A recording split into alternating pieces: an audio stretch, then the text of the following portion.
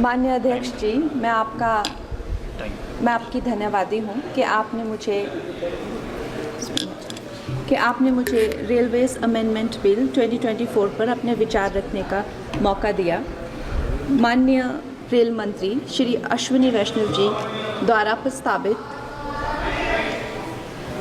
प्रस्तावित इस बिल का मैं स्वागत करती हूँ। जैसे कि हमारे प्रधानमंत्री श्री नरेंद्र मोदी जी हमेशा ही कहते हैं कि सरकार का काम होना चाहिए जो लोगों के जीवन में सरलता लाए, चाहे वो लॉज हो, ब्यूरोक्रेसी हो या सरकार के दफ्तर हों, उनके लिए वो एक्सेसिबल होने चाहिए और उनके लिए जो है वो किसी तरह का स्ट्रेस जनरेट ना करें और इजीली अवेलेबल होने चाहिए। निश्चय ही ये जो बिल है इस उद्देश्य में जो है वो सफल होता है और इसके अंतर्गत जो है 1905 में जो रेलवे बोर्ड एक्ट था उसको 1989 में जो रेलवे एक्ट है उसमें क्लब किया जा रहा है। निश्चय ही इस तरह के जो एक सिंगुलर लॉ बनाकर जो है वो आई फील कि हमारे जो साधारण मानवीय हैं उनके लिए बहुत ही इजीली अवेलेबल होंगे, एक्सेसिबल होंगे, इसीलिए मैं इसका स्वागत करती हूँ। Another very important government body railway board, जिसको डायरेक्टली जो कॉर्पोरेट्स के जो हर्डल्स होते हैं, जिसको हमारे प्रधानमंत्री जी हमेशा कहते हैं कि दफ्तरों के चक्कर लगाने या लोगों को एक डेस्क से दूसरे डेस्क भेजना, आई थिंक इससे भी उनको जो है वो छुटकारा मिलता है। ये डायरेक्टली जो है सेंटर के अंडर जो है रेलवे बोर्ड को लिया जा रहा है, इसका भी मैं पूरा स्वागत करती हूँ।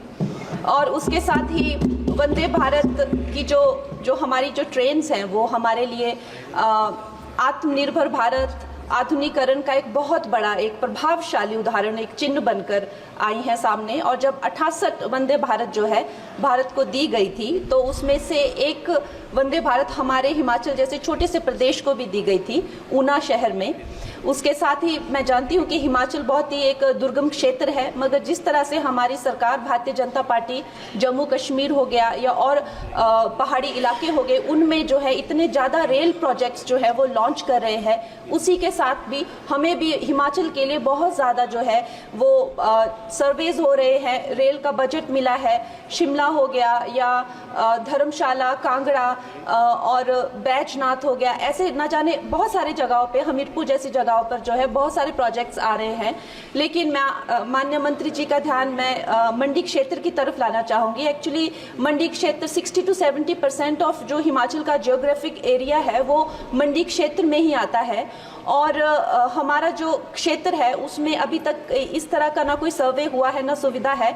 अगर हमारे क्षेत्र में अगर चाहे वो सेंट्रल मंडी अगर दिल्ली से जुड़ता है या चंडीगढ़ या चाहे अंबाला जैसी 2-3 जगहों से भी अगर हमें जोड़ा जाए तो हमारे हिमाचल की जो प्रगति और विकास है उसमें हमें बहुत सहायता मिलेगी। और उसके साथ ही मैं बहुत बहुत बधाई देती हूँ हमारे मंत्री जी को for 2024 railway amendment bill. Thank you.